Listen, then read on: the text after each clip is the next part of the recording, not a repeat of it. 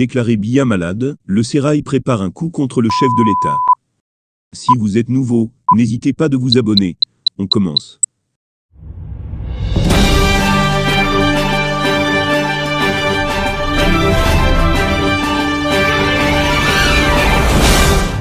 Depuis le sommet USA-Afrique tenu à Washington, le président Paul Biya n'est pas rentré au Cameroun.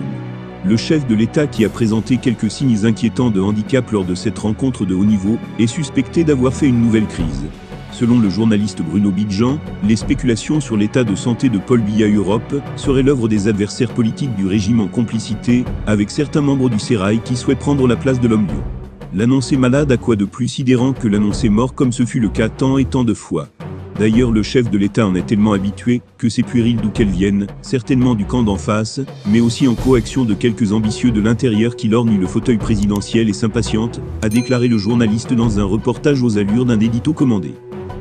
Paul Biya serait donc en parfaite santé et aurait donc renoué avec ses multiples et adorés courts séjours privés. En effet, le chef de l'État est réputé pour son goût pour la ville suisse de Genève. Au meilleur de sa forme, il y passait de nombreux mois durant l'année. Paul Biya a fait de l'hôtel Intercontinental son quartier général où il pose ses valises et reçoit ses invités. Avant le sommet USA-Afrique, il avait d'ailleurs fait une escale en Suisse avant de rallier Washington. Malgré son absence du pays, le chef de l'État est actif ces derniers jours. Il prend de nombreux décrets et semble avoir la maîtrise du pays. Ces révélations du journaliste Bruno Bidjan démontrent la tension au sein du système Biya. Certains collaborateurs de l'octogénaire brûleraient d'envie de déposer Paul Biya pour prendre sa place. Remaniement imminent. Certains des supposés dauphins de Paul Biya pourraient être désagréablement surpris dans les prochains jours. D'après plusieurs analystes politiques, Paul Biya a pris l'habitude de s'effectuer des déplacements en Suisse avant l'annonce du remaniement de son gouvernement. À chaque fois que le chef de l'État est dans le canton de Genève, c'est la panique au sein du sérail, car aucun ministre ne sait la décision que le chef de l'État prendra à son retour.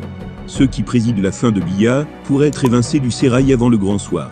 Paul Biya compte bien finir son mandat actuel et ne se refuse pas la possibilité d'une nouvelle candidature en 2025 à la tête du Cameroun.